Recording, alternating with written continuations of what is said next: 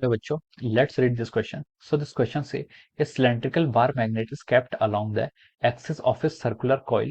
On rotating the magnet about its axis, the coil will have a induce in it.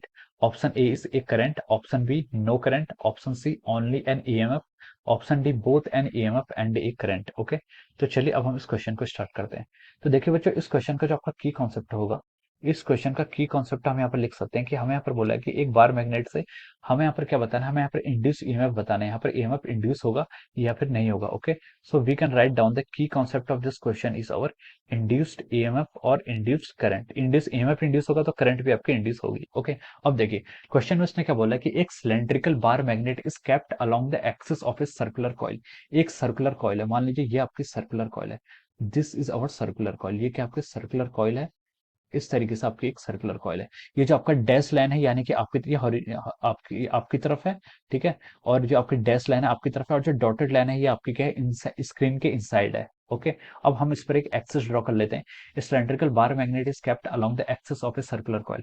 ये इसका axis है, this is the axis of this circular coil. ये axis के आपका centre से pass कर रहा है। Okay, this is the axis which is passing through the centre. Let me take the dark colour. Okay, ये आपका क्या है, इसका एक्सिस है। ये आपका एक्सिस है जो इस सर्कुलर कॉइल के सेंटर से पास कर रहा है। अब क्वेश्चन में हमसे ये बोला है कि इस cylindrical bar magnet is kept along the axis of a circular coil. एक सिलेंड्रिकल बार मैग्नेट, ये आपका मान लीजिए कोई सिलेंड्रिकल क्या बार मैग्नेट है, ये क्या आपका बार मैग्नेट है, this is our bar magnet. इसके दो पोल्स होंगे, मान लीजिए नॉर्थ पोल, ये है साउथ पोल, ये है, this is a south pole, और ये आपका कौन सा पोल है, नॉर्थ पोल है। हमने इसको इसकी सिलेंड्रिकल की, ये सॉरी जो आपकी सर्कुलर कॉइल है उसके एक्सिस पर रखा है। On rotating the magnet about it axis, अगर हम इस मैग्नेट को क्या करें, इसके एक्सिस के अबाउट रोटेट करें, यानी कि यहाँ पर आपका जो मैग्नेट है ये क्या कर रहा है, रोटेट कर रहा है ऐसे। अवर मैग्नेट इज रोटेटिंग, हमारे यहाँ पर सिर्फ मैग्नेट ही रोटेट कर रहा है। ओके, ये आपके मान लीजिए ओमेगा एंगुलर वेलोसिटी से रोटेट कर रहा है। On rotating the magnet about its axis the coil will have a induce in it. तो कॉइल पर आपका क्या इंड्यूस होगा हमें ये बताना है। ओके, अब देखिए ये जो आपका यहाँ पर आपको, ये जो यहाँ पर आपको क्या दिया, मैग्नेट दिया गया, इस मैग्नेट के कारण क्या होगा, इससे कुछ magnetic flux, magnetic field lines ऐसे पास होंगी। Few magnetic field lines are passes through this coil. ये कॉइल्स के कारण क्या होगी, कुछ मैग्नेटिक फील्ड लाइंस पास होंगी, जिसकी डायरेक्शन आपकी ये होगी, this will be the direction. Okay, अब देखिए, अब हम क्या कर रहे हैं, यहाँ पर इस मैग्नेट को रोटेट कर रहे हैं, इस मैग्नेट को हम इस एक्सिस के अबाउट क्या करा रहे हैं, रोटेट करा रहे हैं। तो देखिए अगर आपका मैग्नेट रोटेट होगा तो आपका मैग्नेटिक फील्ड लाइन तो अभी भी उतनी ही क्रॉस करेंगी, मैग्नेटिक फील्ड लाइन तो अभी भी उतनी ही क्रॉस करेंगे, क्योंकि मैग्नेट क्या कर रहा है, अपने एक्सिस के अबाउट रोटेट कर रहा है। तो यहाँ पर जितनी मैग्नेटिक फील्ड लाइंस पहले पास कर रही थी अभी भी उतनी ही पास करेंगे, भले ही आपका मैग्नेट क्या करे, रोटेट करे। अगर ये मैग्नेट आपका ऐसा रोटेट करता, अगर मैग्नेट आपका ऐसे रोटेट करता, यानी कि मैग्नेट अगर डिफरेंट डिफरेंट पोजिशन पर जाता, तब हम सोच सकते थे कि यहाँ पर मैग्नेटिक फील्ड क्या होगा, तब यहाँ पर मैग्नेटिक फ्लक्स चेंज होगा, और मैग्नेटिक फ्लक्स चेंज होगा तो ईएमएफ क्या हो सकता है, इंड्यूस हो सकता है। लेकिन जो आपका मैग्नेट जो आपका रोटेट कर रहा है वो तो उसकी सर्कल की एक्सिस के अबाउट ही रोटेट कर रहा है, यानी कि जो आपका ये कॉइल है, सर्कुलर कॉइल, उसकी एक्सिस के अबाउट ही रोटेट कर रहा है।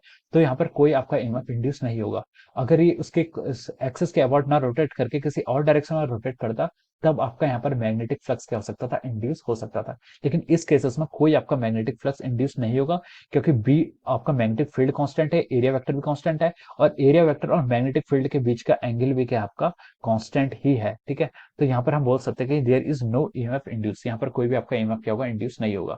तो चलिए अब हम यहाँ पर ऑप्शन से मूव करते हैं। ऑप्शन ए में बोला है कि the coil will have induce A current, तो ये ऑप्शन आपका रॉन्ग हो जाएगा। ऑप्शन बी में बोला है कि नो करंट, यानी कि कोई करंट इंड्यूस नहीं होगी, ये करंट आपका, ये ऑप्शन बिल्कुल सही है, क्योंकि यहाँ पर ईएमएफ ही, यहाँ पर फ्लक्स ही चेंज नहीं हुआ तो ईएमएफ तो इंड्यूस हो नहीं सकता।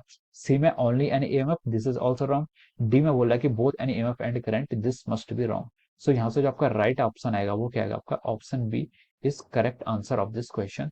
Option B is correct answer of this question. Okay, option B क्या हो जाएगा, इसके corresponding आपका right answer आ जाएगा. So I hope you all understood this concept. All the best and thank you so much.